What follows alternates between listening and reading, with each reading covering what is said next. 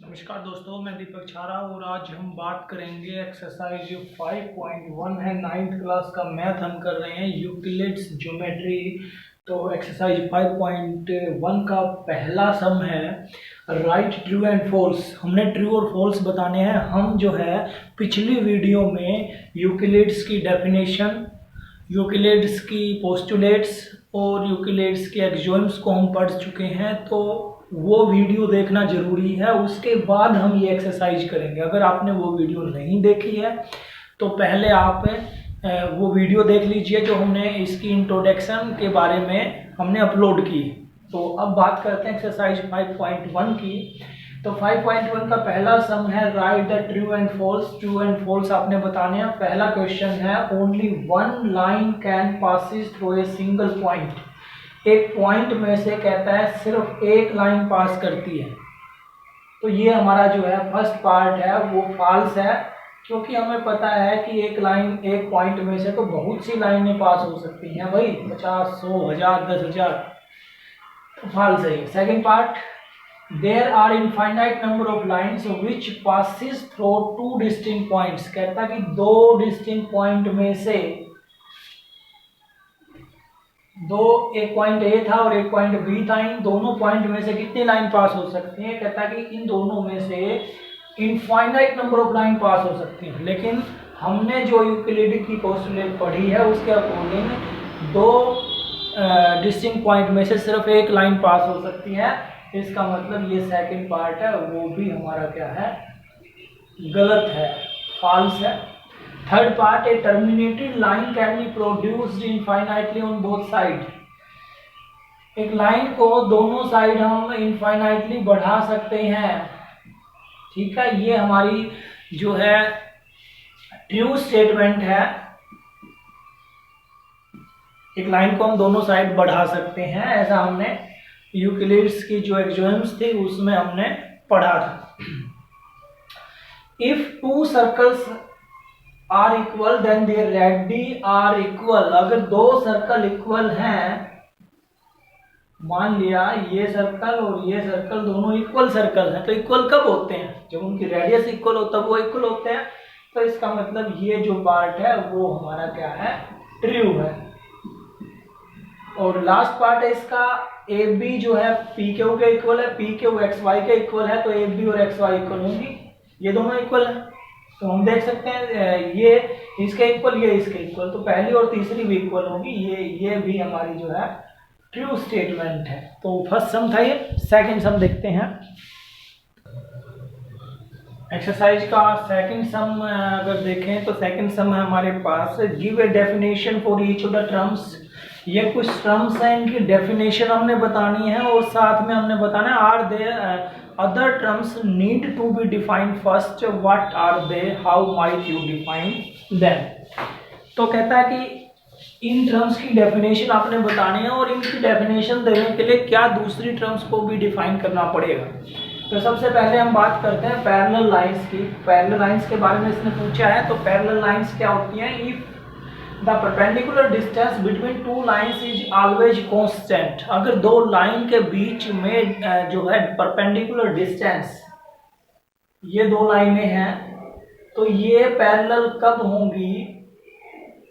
If the perpendicular distance between two lines is always constant. इनके बीच में अगर हम डिस्टेंस निकालें, यहाँ पे परपेंडिकुलर डिस्टेंस यहाँ पे निकालें या यहाँ पे निकालें, या किन्हीं भी किसी भी जगह दो पॉइंट्स पे हम परपेंडिकुलर डिस्टेंस अगर निकालते हैं और वो डिस्टेंस जो है वो कांस्टेंट रहता है, यहाँ 5 है तो यहाँ भी 5, यहाँ भी 5, तो ये दोनों लाइनें क्या होती हैं, पैरेलल होती हैं।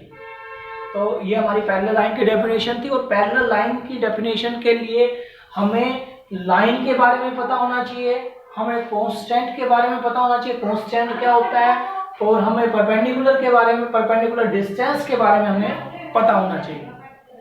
ये टर्म्स जो है ये जो है डिफाइन हमें करनी पड़ेंगी। उसके बाद परपेंडिकुलर लाइंस की बात करता है। दो लाइन परपेंडिकुलर कब होती हैं?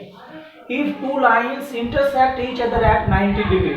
अगर दो लाइनें हैं, एक लाइन ये है और एक लाइन ये, तो ये एक दूसरे को जहां पे इंटरसेक्ट करती हैं वहां पे अगर 90 डिग्री का एंगल बनता है तो ये दोनों लाइनें जो हैं इनको हम कहेंगे, ये दोनों लाइनें परपेंडिकुलर हैं, एल परपेंडिकुलर है एम के। तीसरा है line segment. A straight line drawn from any point two any other point is called a line segment. यानी कि एक लाइन हमारे पास है और इस लाइन में एक पॉइंट से दूसरे पॉइंट की डिस्टेंस, जैसे ये ए पॉइंट है, ये बी पॉइंट है, तो ये जो पॉइंट है, a straight line drawn from any point two any other point is called line segment. तो इस ए बी को मैं लाइन सेगमेंट कहूंगा, यानी कि इसका एंड पॉइंट होगा, इसका स्टार्टिंग पॉइंट भी होगा, तो ये हमारी लाइन सेगमेंट। नेक्स्ट हमारा रेडियस। इफ रेडियस क्या है? रेडियस की डेफिनेशन ये है कि एक सर्कल हमारे पास है और it is distance between the centre of the circle, circle के सेंटर से लेके और इस सर्कल के ऊपर कोई पॉइंट हम लें और इनके बीच की जो डिस्टेंस है उसको हम बोलते हैं radius. It is the distance between centre of the circle to any point lying on the circle. तो यहाँ पे पॉइंट की जो है डिफाइन हमें करना पड़ेगा, सर्कल के बारे में हमें पता होना चाहिए, तो हम इसकी डेफिनेशन दे सकते हैं। फिर उसके बाद आता है स्क्वायर। क्या है? स्क्वायर इज ए क्वाड्रिलेटरल, एक क्वाड्रिलेटरल है। क्वाड्रिलेटरल यानी कि एक 4 साइड से घिरी हुई आकृति ए बी सी और डी, इन 4 साइड्स में जो है चारों साइड इक्वल होनी चाहिए और चारों एंगल जो हैं वो 90 डिग्री के हों, तो उसको हम स्क्वायर बोलते हैं। Square is a quadrilateral having all sides equal length and all the angles 90 degree, सभी एंगल जो हैं 90 डिग्री के हों। Next question please. Third question है कंसीडर 2 पोस्टुलेट्स। ये 2 पोस्टुलेट दी हुई हैं नीचे। Given any 2 distinct points A and B, 2 distinct points A and B, there exist a third point C which is in between A and B. यानी कि given 2 distinct points A and B, there exist a third point C which is in between A and B. यहाँ पे इनके बीच में कहीं पे कोई point जो है वो सी है। और दूसरी है there exist at least 3 points that are not on the same line. ये 3 पॉइंट जो हैं ये सेम लाइन के ऊपर नहीं है। तो क्वेश्चन क्या है? Do these postulates contain any undefined terms? क्या इनमें कुछ अनडिफाइंड टर्म्स हैं? तो यहाँ पे हम देख सकते हैं there are several undefined terms. Undefined terms, वो टर्म्स कौन सी है जो डिफाइंड नहीं है यहाँ पे? जैसे पॉइंट है, पॉइंट हमारी जो है अनडिफाइंड टर्म है। और भी बहुत सी टर्म्स हैं इसमें, जैसे that are not on the same line, line जो है वो हमारी अनडिफाइंड टर्म है, तो उनकी हम लिस्ट यहाँ पे बना सकते हैं। दूसरे पार्ट में इसने पूछा है आर दीज पोस्टुलेट कंसिस्टेंट? क्या ये पोस्टुलेट कंसिस्टेंट है? तो हम कहेंगे यस दीज आर कंसिस्टेंट, हाँ ये कंसिस्टेंट है। और थर्ड पार्ट में इसने पूछा है do they follow from Euclid's postulate? क्या ये यूक्लिड्स पोस्टुलेट को फॉलो करते हैं? तो यूक्लिड्स जो पोस्टुलेट्स हमने पढ़ी थी उनमें से ये किसी को फॉलो नहीं करते हैं। These postulates do not follow Euclid's postulate, they follow the axiom 5.1। Euclid's की जो एक्सियोम थे उनको ये टर्म्स जो है यहाँ पे फॉलो करते हैं। Next question please. Next question है if a point C lies between 2 points A and B such that A B equal to A C. ये कहता है कि यहाँ पे 2 पॉइंट है और वो इस तरह से हैं कि A B equal to A C. If C point lies between A and B, ये ए है ये बी है और इनके बीच में कोई पॉइंट जो है वो सी लाई करता है, और वो पॉइंट जो है वो इस तरह से इसने बताया है कि A B equal to A C. If a point C lies between 2 points A and B such that A B equal to A C, A B जो है वो ए सी के इक्वल है। If a point C lies between A and B such that A C आएगा यहाँ पे, A C equal to B C, A C और B सी जो है वो इक्वल दिए हुए हैं, गिवन है, A C equal to B C. Then question क्या है, prove that A C equal to, ये ए सी जो है इस ए बी का हाफ है, ये हमने प्रूव करना है। तो हमारे पास ए सी इक्वल टू बी सी है, तो दोनों साइड हम सेम टर्म ऐड कर देते हैं। दोनों साइड मैंने ए सी ऐड कर दिया, तो इधर ए सी प्लस ए सी ये हो जाएगा 2 टाइम्स ऑफ ए सी, और इधर बी सी प्लस ए सी, बी सी प्लस ए सी, ये जुड़ के जो है पूरा कंप्लीट जो है वो ए बी होगा। ये 2 मल्टीप्लाई में है, ये इधर जाएगा तो ये डिवाइड में हो जाएगा 1/2 ए बी, और यही हमने प्रूव करना था कि A C equal to half of A B. Next जो क्वेश्चन है वो कहता है क्वेश्चन 4 में point C is called mid point of A B. Point C जो है ए बी का मिड पॉइंट है। Prove that every line segment has one and only one mid point. देखिए 4th क्वेश्चन में हमारे पास क्या था, ये हमारे पास 2 पॉइंट्स थे ए और बी, और इनके बीच में कहीं पे एक पॉइंट था सी। तो प्रूव हमने ये करना है कि prove that line segment has, ये सी जो है इसका मिड पॉइंट था जब हमने पिछला सम किया था। लाइन सेगमेंट, प्रूव दैट हमने ये प्रूव करना है कि has one and only one mid point. तो यहाँ पे हम लेट कर लेते हैं, let line segment A B has 2 mid points. हमने इसके 2 मिड पॉइंट्स यहाँ पे ले लिए, एक हमने C ले लिया और इसके पास एक हमने ले लिया D। तो अगर ये C मिड पॉइंट है तो AC इक्वल टू BC, दोनों साइड हमने AC ऐड कर दिया, AC plus AC equal to BC plus AC। तो AC प्लस AC ये हो जाएगा 2 टाइम्स ऑफ AC, और BC प्लस AC क्योंकि ये मिड पॉइंट था तो ये हो गया AB के इक्वल। It means AC equal to half of AB। क्योंकि हमने इसका दूसरा मिड पॉइंट जो है D लिया है, इसलिए हम यहाँ पे लिख सकते हैं कि AD इक्वल टू DB। दोनों साइड हमने जो है यहाँ पे AD ऐड किया, AD plus AD equal to AD plus DB। तो ये हो गया 2 times of AD equal to AB, और ये 2 टाइम्स इधर जाएगा तो ये हाफ हो जाएगा, AD equal to half of AB। अब यहां से हम जो है कंपेयर करें, यहाँ पे हाफ ऑफ AB AC के इक्वल है और हाफ ऑफ AB जो है AD के इक्वल है।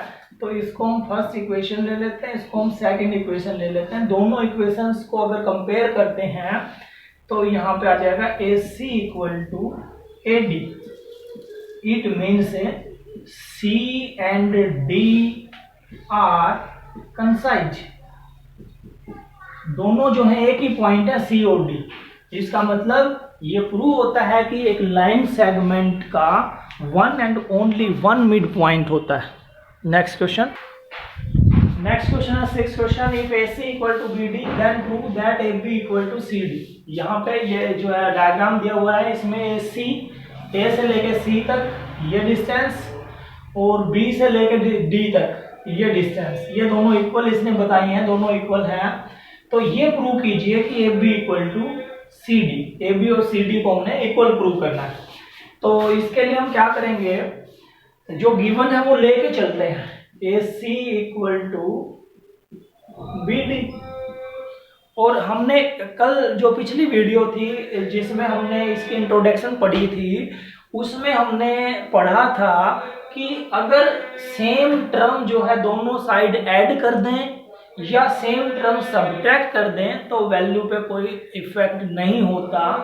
तो ये पोस्टुलेट थी हमारी जो है। तो दोनों साइड मैंने सेम टर्म जो है इसमें से सब्ट्रैक्ट कर दी। AC में से इधर से भी मैंने BC सब्ट्रैक्ट कर दिया और इधर से भी BD में से भी मैंने BC को सब्ट्रैक्ट कर दिया। तो AC माइनस BC, AC में से ये BC की टर्म हमने हटा दी तो क्या बचेगा हमारे पास, AB बचेगा और इधर BD में से ये BC मैंने हटा दिया तो हमारे पास क्या बचेगा, CD बचेगा। और यही हमने प्रूव करना था। Has the result. Next question please. Next question है 7th question, why is axiom 5 is in the list of axioms of Euclid's considered as a universal truth.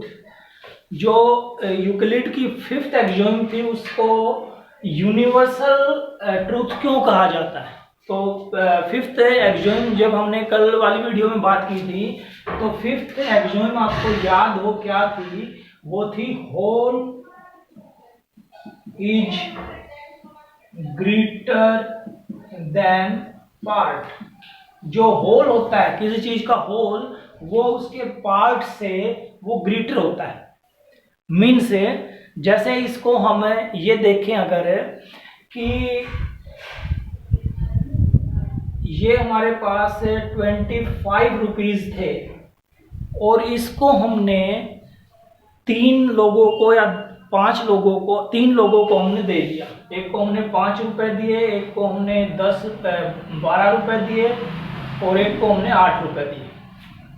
25 रुपए को हमने बांट दिया, 3 पार्ट हमने दिए। ये हमारा फर्स्ट पार्ट, ये हमारा सेकंड पार्ट और ये हमारा थर्ड पार्ट। तो ये जो नंबर है इसको हम कह सकते हैं ये होल है। और आप देख सकते हैं होल जो है फर्स्ट पार्ट से भी बड़ा है, सेकंड पार्ट से भी बड़ा है और थर्ड पार्ट से भी क्या है, बड़ा है। तो हम कह सकते हैं कि होल जो है वो हमेशा पार्ट से बड़ा है। और ये सभी लाइफ में सभी जगह ये लागू होता है, इसलिए इसको यूनिवर्सल ट्रूथ भी कहा जाता है। नेक्स्ट एक्सरसाइज के लिए हम नेक्स्ट वीडियो देखेंगे। और अगर अभी तक आपने हमारा चैनल सब्सक्राइब नहीं किया है तो चैनल को जरूर सब्सक्राइब करें ताकि हम दूसरे चैप्टर्स की भी वीडियो आप तक पहुंचा सकें। और अगर आपका कोई सुझाव है या कोई डाउट है तो आप कमेंट बॉक्स में लिख के आप हमसे पूछ सकते हैं। थैंक यू, नमस्कार।